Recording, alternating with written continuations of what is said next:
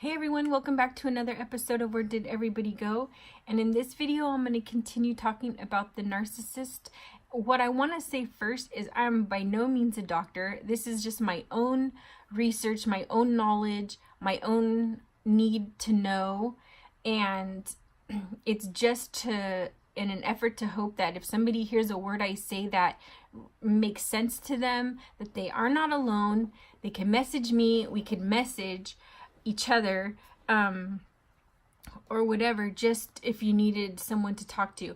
I haven't published a book. I don't have an MD after my name. Again, these are just my stories and things that I went through, but also some of the things that I learned along the way.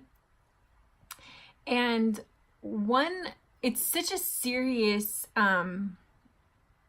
situation that I was reading a book. Well, actually, that's a lie. Audible was reading a book to me, and it was called Can You Thrive After Narcissistic Abuse? And haven't finished it yet, but it's a pretty good book. But this lady, she had been in a relationship, same thing. He totally loved her at the beginning. She fell in love with him quickly. 6 weeks later, they get engaged. 4 months later, she's having a wedding. So all within like 6 months, she went from zero, single, to a wedding. And then, obviously things start to change because he's already love bombed her. And she's totally smitten. Now they're going to get married. And then that's when things start to change for her and take another drastic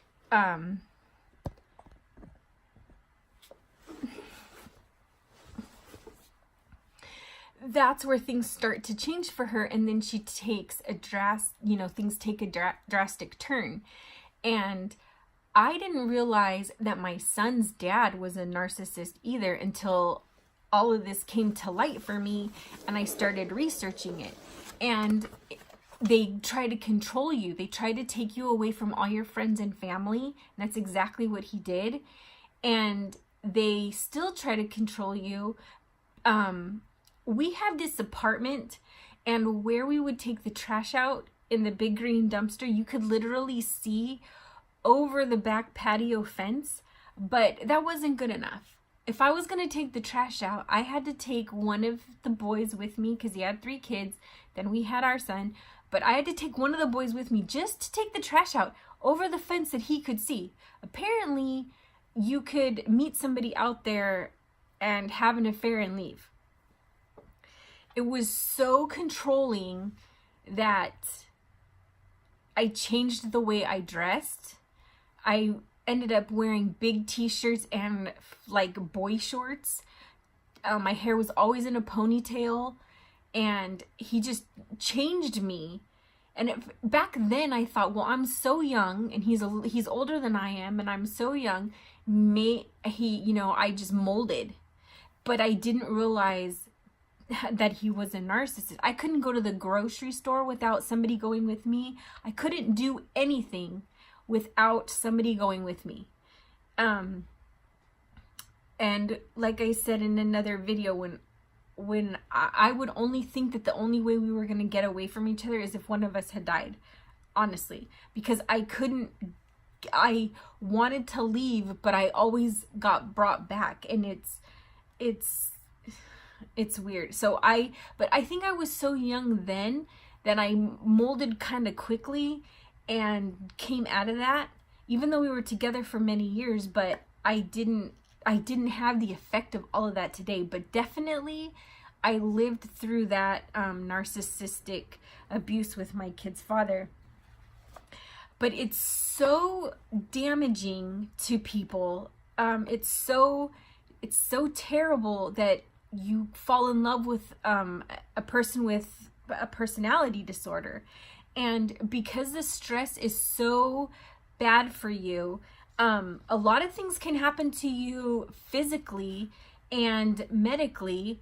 For example, people can get autoimmune disease or mystery illnesses because of the stress that you go through. You can get like chronic fatigue syndrome. You can go to have adrenal exhaustion. You can get fibromyalgia, rheumatoid arthritis, Hashimoto's thyroiditis, lupus, like all of these different medical diagnoses could be related to your PTSD that you have from your narcissist. Now, when people are removed from this situation, they do heal. They don't have the chronic fatigue syndrome anymore. They don't have the fibromyalgia, the rheumatoid arthritis. It's crazy how when you heal yourself from this abuse, your medical ailments heal as well. And when you're with this, when you have this relationship, there's really only 4 options for you if you stay. The 4, he can kill you, you end up killing yourself, you can have a psychotic breakdown, which I probably had. Maybe I should have gone to the hospital a couple times, but I didn't. And I didn't do it because I didn't want my kid to see me that way, that I never, because I floated around a box cutter knife, and I know that sounds lame, but I was working on a project to keep my mind off things, and I went to go get something, and it was like I saw this box cutter on the table next to me, and it was like an out-of-body experience, and I looked at it from above, what could I do with that? And my thought with that wasn't to go to my wrist. It was to go to my neck. It wasn't, because your artery, it wasn't like, oh, I'm going to cry for help and just do my wrist. It was like, I'm going to do my neck. And my son was at work. He worked at 24-Hour Fitness. So he would go in at 11 o'clock at night and come till 6 in the morning. That's when he would get home. And when I got back down, when I wasn't up floating around like a witch. No, when I didn't have this out-of-body experience anymore, I thought my kid would have come home to me having bled out because there wasn't anybody there for me. It would have been the box cutter, my neck, and then he would have come home and I wouldn't have been there. And then I would have freaking messed up his life all because of this situation that messed up mine. So thank God I never did that. And then the last one is a terminal illness or disease because of the stress. And all of these things are so powerful to a person, to their life, to how they live their daily life, to who they really are. You lose all of it. And in this book that I'm reading, she talks about how she went to a therapist, and when she would go, there was a lady who was also a part of it, because it's a therapist for personality disorders. And these are the special therapists that you should see if you're going through this. One specifically for the personality disorders, not just one that has no idea about this, because you won't get the help that you need. It won't happen. And so when she was in passing with this lady was pregnant with her ex's baby, obviously, the narcissist. And when they were talking, because then, people talk when you go to a therapist's office sometimes. The pregnant woman said that her baby daddy's last 3 girlfriends had all committed suicide because of how they felt with the narcissistic abuse. So it's really not a joke. People don't see it, so people don't believe it. People don't believe that you have the post-traumatic stress disorder, or that you're going through that, because your brain is bruised for sure, but people can't see the bruises. People in domestic violence that actually have the physical bruises, they can relate sort of, or they can have sympathy with that because they can see the damage. But with this mental abuse, this bruising that isn't external but internal, people don't grasp it.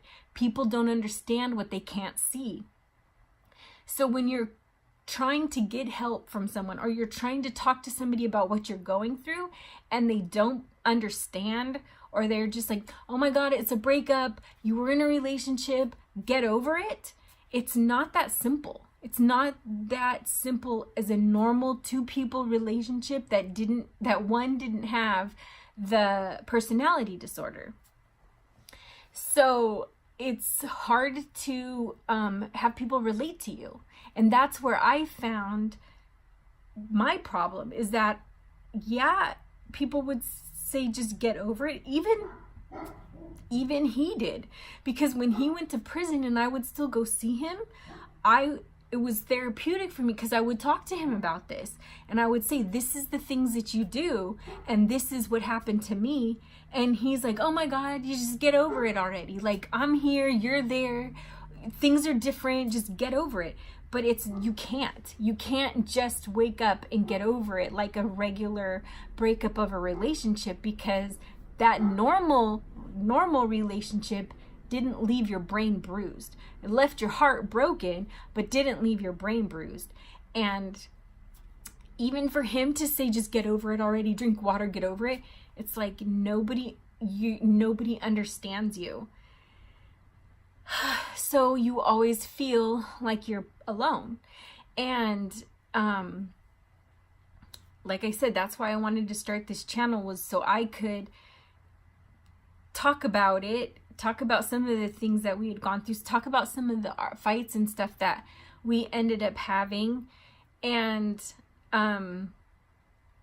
I ended up putting baby monitors in the garage. I hid it in the I just hid it. So I hid it just in case he sees this, but I hid it in the garage, and I would have it in my room, and I would listen every time he would go in there, because he would be in the garage all the time. So if he was going to bring somebody in there, I would hear and I would know, and then I would go down there. And what did I want to say to that? But then also he had a camera outside in the patio, so if I was coming to the garage, he would know that I was coming. Not that he was going to be able to have this girl leave out the door, but I don't know, hide her somewhere, whatever. But he had a camera outside to see me coming.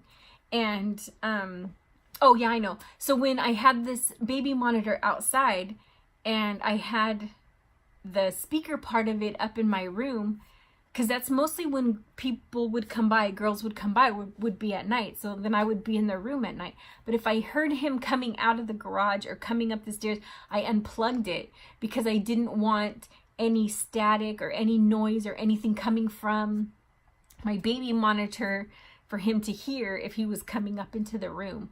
So I finally started thinking, you know, I know that there's a problem, and I'm going to try to get you out. So this video again is coming up on its 15 minutes. I'm going to do another video continuing this, just talking about some of the things some of the fights that we had gone through, some of the things that had happened. And I mean, I could talk about this. I could sit here all day and do a video after video after video. But I think that I'm gonna do some more research, write some things down, specific facts about it, even though I know the facts, but I want to get them correct when I talk about it. So I'm going to do that. But the next video, just to wrap this little section up, is going to be some of the fights and some of the things that I had done, and a letter that I even wrote to him. I'm going to read it, that I didn't even, like, these are the things that I always thought, even back then, even before I realized what I was going through. So stay tuned for that. Part 4 is coming up, and I'll see you guys soon.